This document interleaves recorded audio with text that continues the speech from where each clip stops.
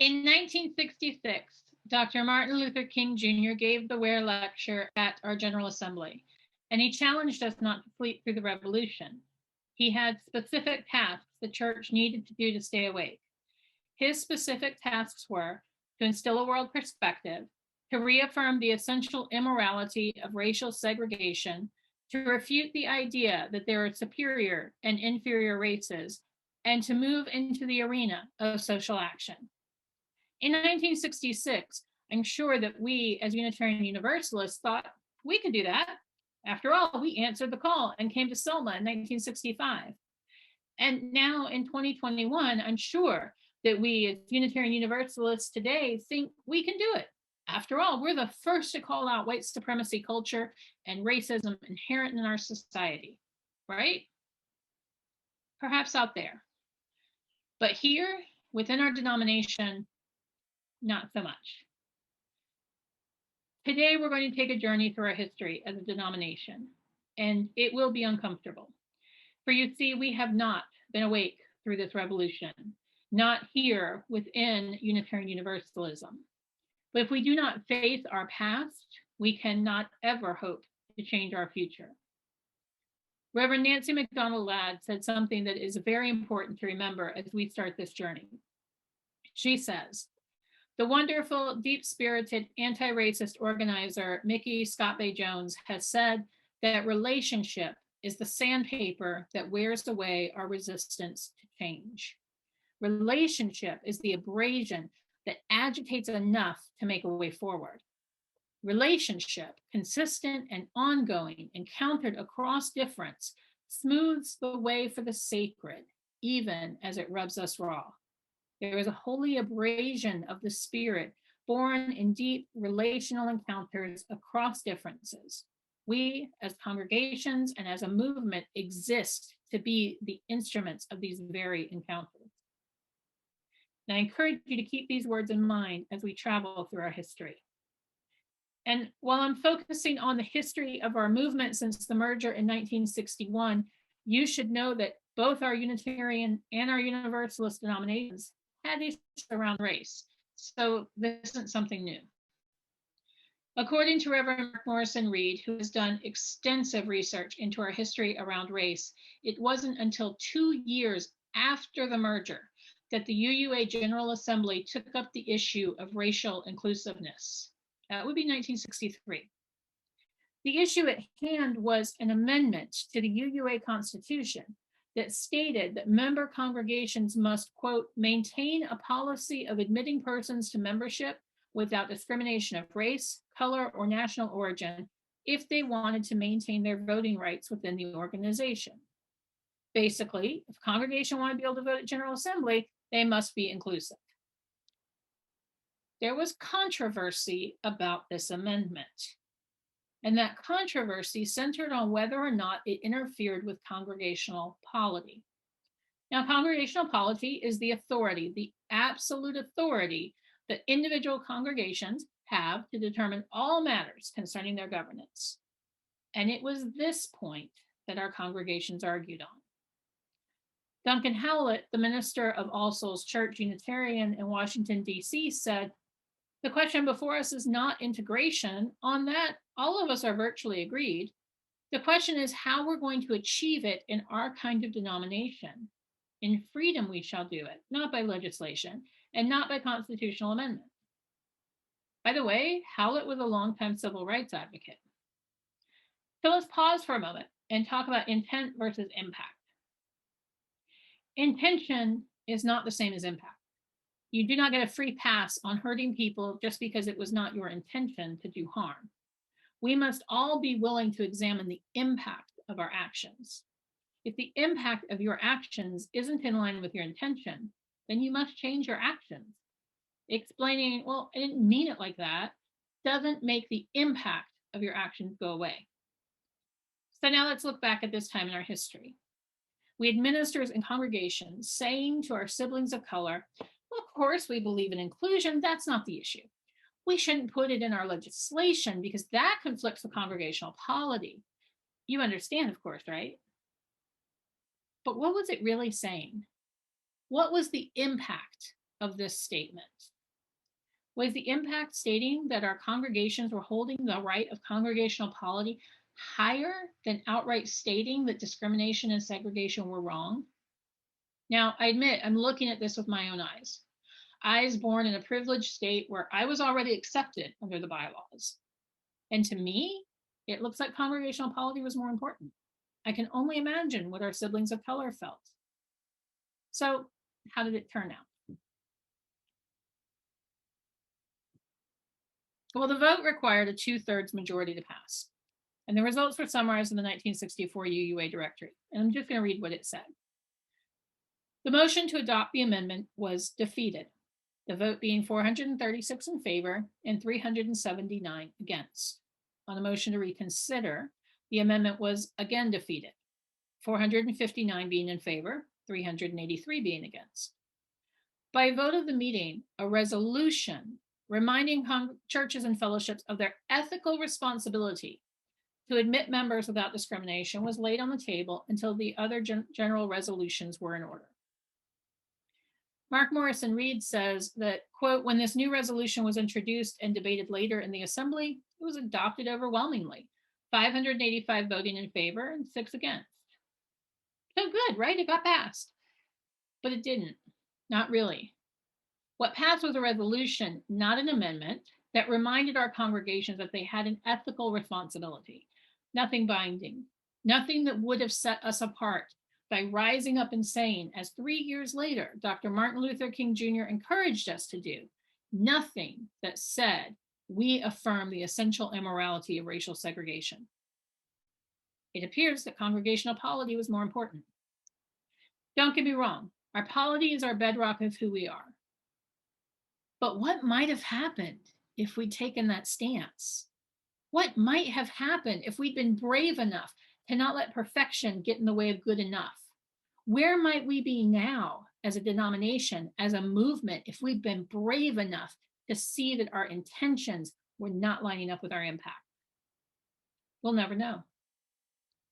A few years ago, I was sitting in my UU history class in seminary, and the Reverend Mark Morrison Reed, at the time an adjunct professor with Meadville Lombard, came and spoke to our class. And that day in class, he stood before us, tears in his eyes, and said, we will never know who we are missing from here. He was referring to the period in our UU history known as the Empowerment Saga. Now, I'm going to attempt to summarize this time in our history.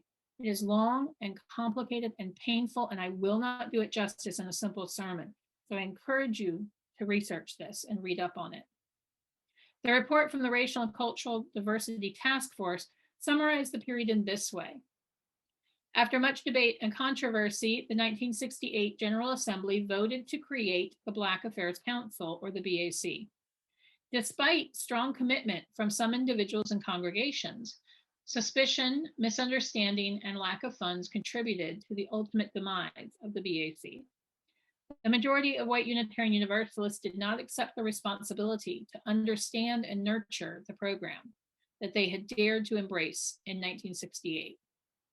In spite of the dismay of many, this lack of support for the program became a source of division between those persons committed to cultural assimilation and those who advocated for self-empowerment.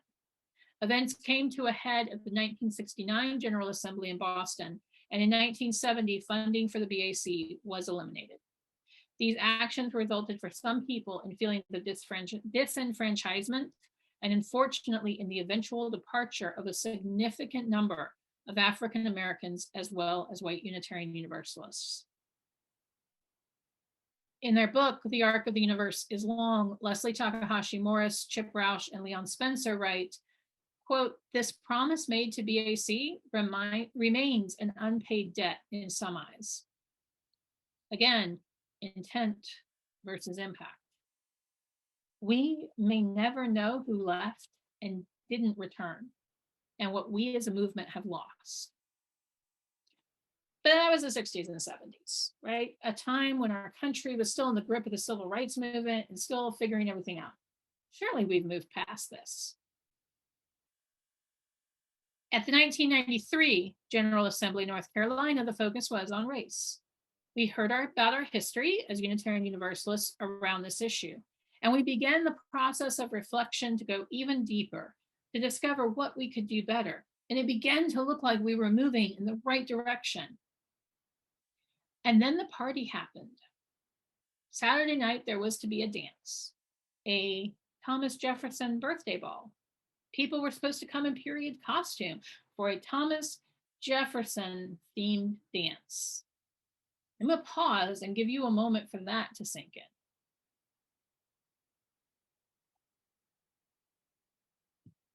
Now, there is a lot of planning that goes into General Assembly.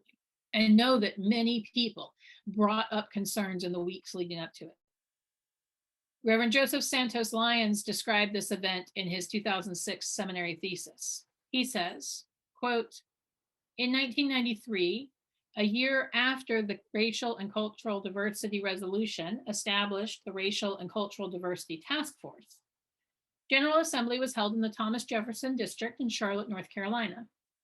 And as part of the program, the GA Planning Committee sponsored a Thomas Jefferson Ball with instructions to come in period dress circa 1776. In the months leading up to GA, protests were issued by Unitarian Universalists, including African descent Unitarian Universalists, deeply concerned that this would mean people of color having to attend in chains as slaves, as those were their circumstances during that era. Due to miscommunication and misplaced intentions, the Thomas Jefferson Ball was still held, despite deep concerns and communications raised in advance of GA. The ball was still held. More than 400 people chose not to attend it. Jenny Davidoff was elected as moderator that day during session, and she chose not to attend the dance, even though it meant skipping some official celebrations of her victories. She said, quote, to me it was and always will be a perfect example of how asleep we good people can be. Keith Cron, a member of the GA Planning Committee, reflected later, quote, we think of racism as being an overt thing. As someone who had lived in the South and had seen as a fifth grader my elementary school become integrated, I knew what racism was, and I was right, or half right. There are a lot of people who consciously want people of color to be second-class citizens. What I and the rest of the planning committee didn't know at the time was that much of racism is not conscious, just part of the system, and you have to be awake to see it. Intent versus impact. And it would be easy to think that we have moved beyond this. It would be easy to think that now we are in 2021 and we are more aware of our behavior as Unitarian Universalists, and it would be easy to think that we have realized our intent versus our impact, and now we can do better. And it would be wrong. Sadly, again, it would be wrong. In March 2017, a time a colleague calls our spring disruption, it was announced that Reverend Andy Burnett was hired to replace Reverend Ken Hurto as the regional lead for the Southern region, our region. Burnett was a white male minister from Arizona, and he was hired to replace another white male minister. I'm sure many didn't think much of it at first. After all, the 5 regional leads were all white ministers. Most of the top positions in the UUA were held by white people. When news of this was breaking, I was sitting in a Chicago hostel room with a classmate from Alabama. And we shrugged at the business as usual of hiring yet another white man for a leadership position. What got us going was more that Burnett had no intention of moving from Arizona. We felt he couldn't understand our culture in the Southern region. And we wondered who else had applied and if there had been any candidates from within the region. Then more news started to come out about the hiring decision. Christina Rivera, the Director of Administration and Finance at Thomas Jefferson Memorial Church in UU in Charlottesville, Virginia, and a UUA trustee who is Chicana Latina, told colleagues at a retreat for religious professionals that she had been a finalist for the job, but was told that she was not a right fit for the team. This took off within the ministerial colleague circles. An email to the board signed by 121 UU ministers and other religious professionals said, quote, the practice of hiring white people nearly to the exclusion of hiring people of color is alarming and not indicative of the communal practice to which our faith calls us. On March 27th, UUA President Peter Morales wrote to the UUA staff and said, "There are two fundamental truths I want to convey. First, we are not where we ought to be in terms of the diversity of staff, particularly at the leadership level. I don't know of anyone at the UUA who disagrees with that. Second, and this seems to have been lost in the focus on the immediate situation, we have made significant progress. We need to hold both our shortcomings and our successes if we are to move forward together." Aisha Hauser, Director of Religious Education at East Shore Unitarian Church in Bellevue, Washington, and a member of the UUA Nominating Committee, said in response, "It is not enough to say we believe in equality. It is not about intention, but impact. And the impact is a white supremacy paradigm with zero accountability." Now, this whole situation did lead to the eventual resignations of a number of key staff, including Peter Morales. And many of us thought we were on the right track because we were having conversations about all this. And again, many of us would be wrong. In the summer 2018 issue of UU World, it was reported that the UUA had been asked to help resolve more than 15 congregational conflicts involving religious professionals of color in just that church year. UU World also reported, quote, "The other high-profile case involves an anonymous racist written message left by a parishioner at the Thomas Jefferson Memorial Church Unitarian Universalist in Charlottesville, Virginia, targeting Christina Rivera, its Director of Administration and Finance. Rivera is also a UUA trustee who was one of 3 religious educators of color who developed the white supremacy teach-in, which involved hundreds of UUA congregations since last spring. Yes, that Christina Rivera, left by a congregant at her church. In October 2018, another anonymous racist note was sent to the UUA headquarters targeting one of the leaders of the Youth Caucus. That leader, Christina Rivera's son. On December 11th, 2018, Christina Rivera resigned from her position as a UUA board trustee. Co-moderators Alondria Williams and Mr. Barb Greaves said this about the resignation: "We are angered and frustrated by the white supremacy culture within UUism that has some believing letters of hate and threats are acceptable forms of expression. This is not reflective of the faith either of us have been taught from childhood, and it must cease immediately." I could sadly continue.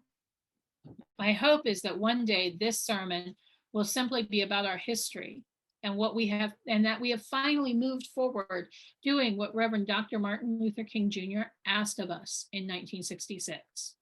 My hope is that one day we will have truly instilled a world perspective, fully reaffirmed the essential immorality of racial segregation, absolutely refuted the idea that there are superior and inferior races, and fully moved into the arena of social action.